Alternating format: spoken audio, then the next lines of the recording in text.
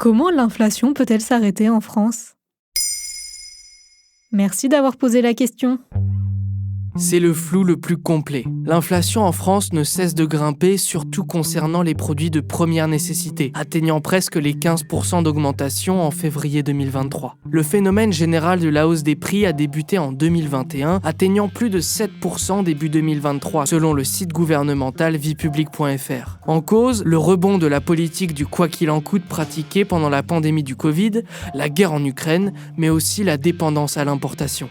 Le ministre de l'économie Bruno Le Maire annonce un trimestre anti-inflation, durant lequel il impose de baisser les prix des denrées alimentaires des grandes surfaces. Mais dans le même temps, le président de la Banque de France, François Villeroy de Galhau, dévoile dans une interview accordée à France Info le 9 mars que l'inflation devrait être divisée par 2 en moyenne en 2023. C'est à n'y rien comprendre.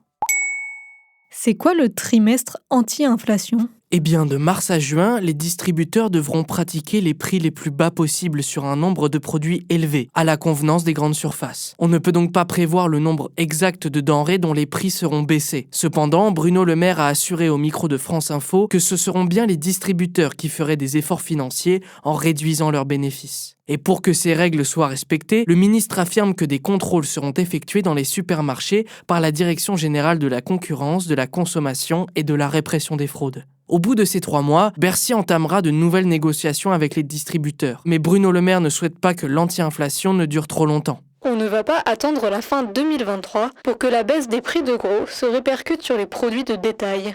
Y a-t-il d'autres solutions pour enrayer l'inflation ? La réponse traditionnelle à l'inflation, c'est la baisse des taux directeurs de la Banque centrale européenne. D'ailleurs, le maintien de l'inflation à 2% est l'une des missions principales de la BCE. Pour faire simple, si elle baisse ses taux d'intérêt, la circulation de la monnaie baisse aussi. Grâce à ça, la consommation diminue mécaniquement. La demande chute et donc les prix aussi. À ce propos, la BCE a annoncé le 2 février 2023 baisser ses taux directeurs à 3% afin de limiter la hausse des prix. Selon le site servicepublic.fr, c'est la 5e hausse depuis 2022. Cependant, pour Jésabel Coupé-Soubeyran, conseillère de l'Institut Veblen, la hausse générale des salaires pourrait être la solution. Augmenter les salaires revient à ajouter du pouvoir d'achat aux Français et donc à compenser l'inflation. Mais le gouvernement a peu de marge de manœuvre. À part accroître le SMIC, ce sont aux entreprises privées de fixer la paye de leurs employés. De plus, l'augmentation des salaires fait peur à beaucoup d'économistes car ils craignent qu'un pouvoir d'achat plus fort peut creuser l'écart entre l'offre et la demande. Dans ce cas, l'inflation grimpe.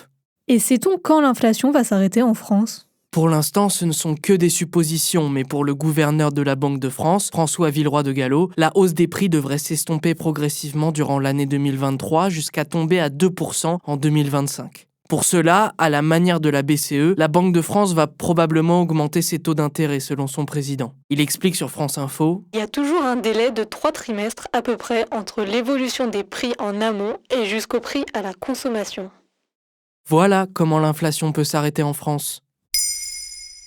Maintenant, vous savez, un épisode écrit et réalisé par Samuel Limbroso. Ce podcast est disponible sur toutes les plateformes audio. Et si cet épisode vous a plu, n'hésitez pas à laisser des commentaires ou des étoiles sur vos applis de podcast préférés.